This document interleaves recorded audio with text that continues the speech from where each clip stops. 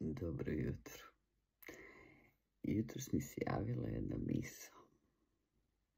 Postoji razlika između onoga ko se želi u životu i onoga ko bi učinio sve da bude u vašem životu.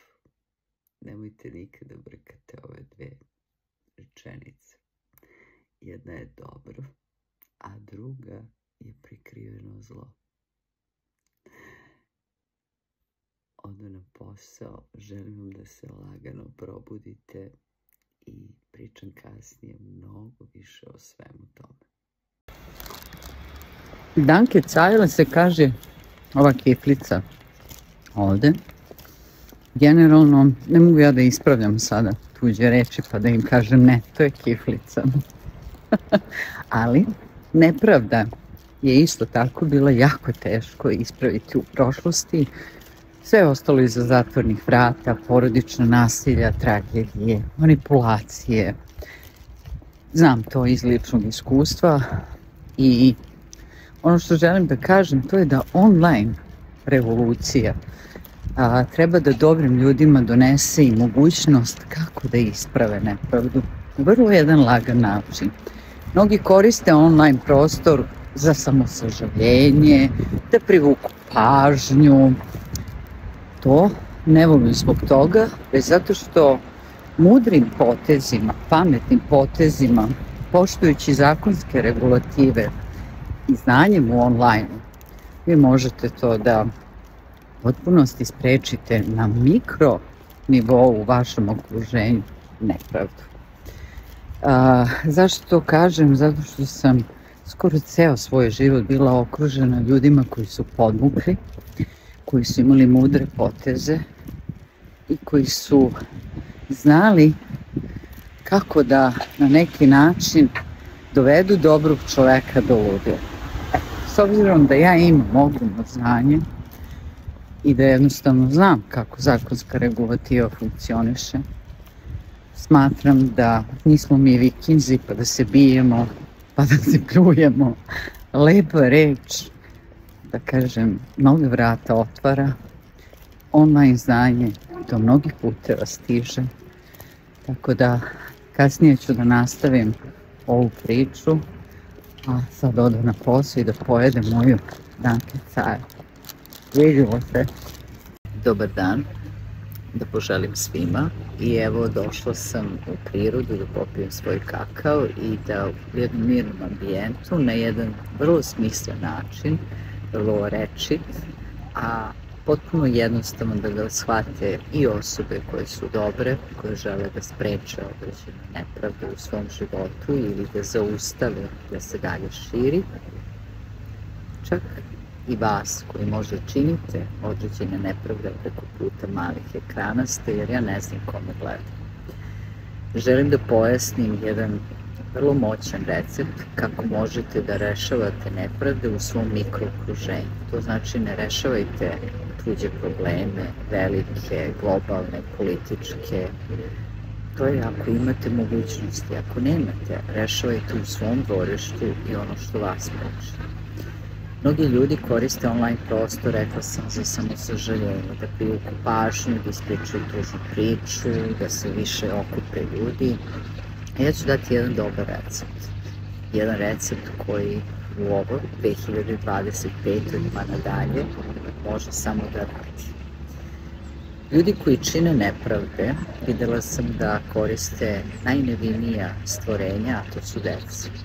Kroz emociju svojih partnera, kroz da bi dobili neku svoju korist. Dok dobri ljudi, oni gledaju da prežive, da rade i nemaju vremena i ne bave se time, a ovi skupljaju dokaze i novac da bi mogli biti kao jači. Međutim, treba da znate da svi ljudi ili ljudi koji čine nepravde, oni su najveći kukavice koje ja znam. Oni se dve stvari plaše i to treba da znate. Ne plaše se oni istine. To sad vi ćete da izađete da kažete istinu, ni to uopšte ga ne interesuje. Oni se boje da im se javno ne skinu njihova lica, maske, da se ne pokaže stvarno ko su i čime se bave. I druga stvar, da im se uzme novac. E sad, ako želite da im se javno skinu maske, treba da znate zakonsku regulativu šta je dozvoljeno. Na taj način vi onda možete da skupljate dokaz, jer oni to rade. Vi to ne radite. A što se tiče novca, vrlo lako je u današnje vreme uzeti nekog novac, jer svi grade karijere na socijalnim mrežama, na sajtovima, recenzijama. Preporuka da, uvek postoji ljudi, ali zamislite sada kako će preporuka ići ako svugde online se pokaže ko ste. Ako počne posao da opada, ako radite u nekoj kompaniji, učinili ste nešto loše, kako će renome te kompanije da vas gleda ako njima opada posao? Tako da, moj dobar prijatelj mi je dao taj savjet davno, samo uzmi novac. Se ne misli na fizički novac, prosto porušiš posao i uzmeš novac. Jer svako ko misli da je novac moć, on smatra da je to najveći stup, ne smatra da je istina i reč koja može da se online proširi. Znači, zašto ovo sve pričam? Zato što sam jako dobro upoznala kako zlo razmišlja. A onda sam taj način i obrazac pretvorila u dobro sa svojim online znanjem.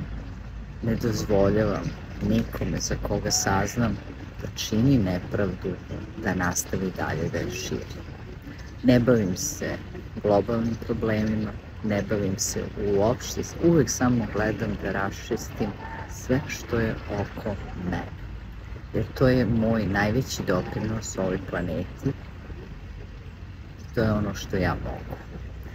Da, drago mi je ako svi dobri ljudi koji gledate primite ove savete k srcu i razmislite da ostavite emociju i hladne glave kako da razrešite i sprečite dalje nepravdu.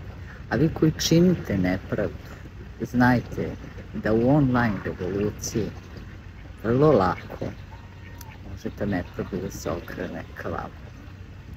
Ja ću sada da idem da napišem jednu priču gde ću vam pokazati kasnije kako počinje jedna lepa reč da zaustavlja nepravdu ka nekom. Vidimo se kasnije. Kako da lepom rečju započnemo proces da zaustavimo nepravdu koja se dešava u našem okruženju. Obećala sam i nastala je priča i sa puno želje ću pročitati, a vi uživajte i slušajte. Posvećujem ovu priču onima koji su puni gneva i čine zlo mojoj pčelici. Možda će im ova priča objasniti kako jedna matica vidi svoju odgovornost i koliko je spremna da uradi za istinu, pravdu i zaštitu svojih pčela. A vi koji slušate, možda ćete dobiti inspiraciju da rečima i pravednim delima možete pobediti zlo. Hvala vam što slušate. Srdačan pozdrav u ovom jutru.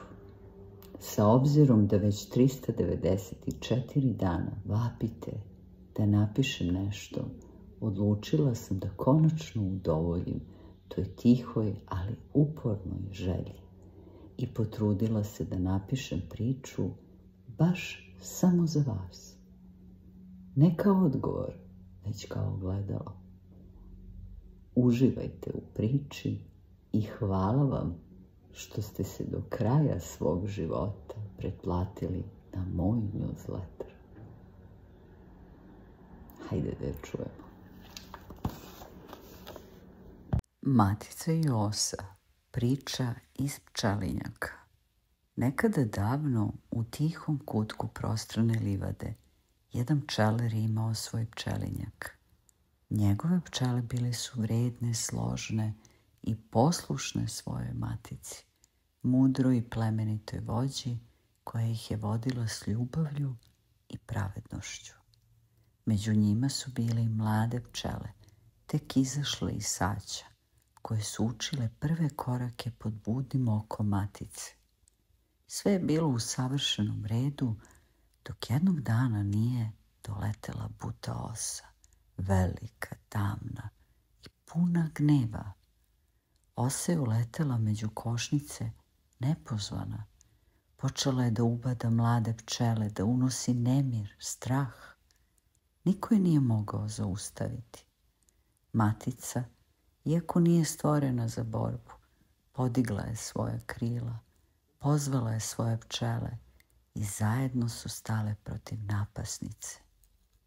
Pčele su se borile hrabro, ali osa, ona je bila snažna, bezdušna, podmukla. Pčelar, koji je došao da obiđe pčelinjak, ugledao je borbu. Srce mu se steglo kada je video maticu iscrpljenu, ali odlučnu. Uvideo da ovako više ne može. Uzeo je maticu u svoje ruke i odveo je daleko. Do osinjaka, mesto mračno i opasno, gde su ose gospodarile. Pčele su bile zbunjene. Zašto pčelar odvodi njihovu maticu u samo središte zla? Zar da je ostavi među neprijateljima? Ali pčelar je znao ono što one nisu, da pravda mora biti dovedena do svog kraja. Kada je stigla pred osinjak, matica se suočila sa osom, koja je sada bila sama. Nije bilo druge. Matica, iako svesna opasnosti, žrtvovala se. U posljednjoj borbi uništila je osu, ali i sama nije preživela. Kada je osa shvatila da je ubila maticu, onu koja je došla ne da napadne, već da stane zlu na kraj, u njenoj zloj duši pojavila se slutnja pokajanja, ali bilo je kasno. Pčele su tugovale, pčelar ih je gledao u tišini. Znao je da bol dolazi pre novog početka. I kao što Isus kaže, veće ljubavi niko nema od ove, da neko položi svoj život za svoje prijatelje. Jovan 15:13. Matica je dala svoj život da bi zaštitila mlade, da bi iskorenila zlo koje je remetilo mir. I kao što Hristos nije oklevao da ide pravo u osinje gnezdo greha, tako ni matica nije ustuknula. Njena žrtva donela je oslobođenje, iako je sama platila cenu. Ova priča koju ste sada poslušali je posvećena osobama koje čine zlo mojim pčelicama. Možda će sada razumeti da sam ja kao matica okrenuta pravdi, a ne mržnji. I da neću stati i ćutati pred zlom, jer moje pčele zaslužuju potpuni mir. Hvala vama svima što ste poslušali ovu priču i zapamtite, pravednim delima možete iskoreniti zlo ako neko napada vaše pčelice. Kaže jedna matica, a nastavak tek sledi. Vidimo se kasnije. Danas je 31. dan od kad sam otvorila dnevnik da pokažem praktično kako izgleda jedan proces izgradnje brenda, online poslovanja i svaki dan pokazujem ono što jednostavno u samom procesu ništa ne ide lako. Ono na što nisam bila pripremljena, da kažem, nisam u stvari računala, a to su te privatne stvari nepredviđene koje se verovatno svakom od vas dešavaju u životu i podstaknuta nekim događajima sinoć, ja sam započela dan i ceo ovaj dan je u toj temi. To je 2 rečenice. To tako je dan počeo. Jedna je kada vas neko želi u životu, a druga je kada bi neko učinio sve da bude deo vašeg života. Tu postoji jedna nevidljiva razlika i koja u kasnijim delima čini posljedice velike za cijele porodice. Ono što je zanimljivo, jedno je dobro, a drugo je laž, manipulacija, nepravda. Ono što želim da kažem, mogu da pričam uvijek iz ličnog iskustva i sve što pričam, to su informacije, zapamtite, prve klase, to su uvijek iz ličnog iskustva, nije prepričavanje. Ništa na mojim profilima nećete vidjeti kao prepričavanje, iako izgleda kao fantazija. Ono što je najzanimljivije, 8 godina, da kažem, jedne tišine i backupa u pozadini je dalo meni da naučim snagu tišine, zakone i online poslovanje. To znači da mogu da zaštitim sebe i svoje najmilije, a svima vama da dam korisne i vredne savjete i prikažem praktičan pristup i proces da ništa u životu bez žrtve ne postoji. Pitanje je samo koliko želite da izađete iz svog komfora i da žrtvujete da bi nešto dobili. Ovim bi završila današnji dan i ovu temu. Kad god bude nešto, ja ću naravno spodeliti s vama. I zapamtite, zlo se ne skida bukom, batinama, pljuvanjem, lošim rečima. Maska zla se skida tišinom, znanjem i mudrošću. Na taj način možete da zaštitite sebe i svoje najmilije, a da nisu moji najmiliji bili uz mene, ja ne bi bila sad sa vama tu. Veliki pozdrav. Vidimo se sutra.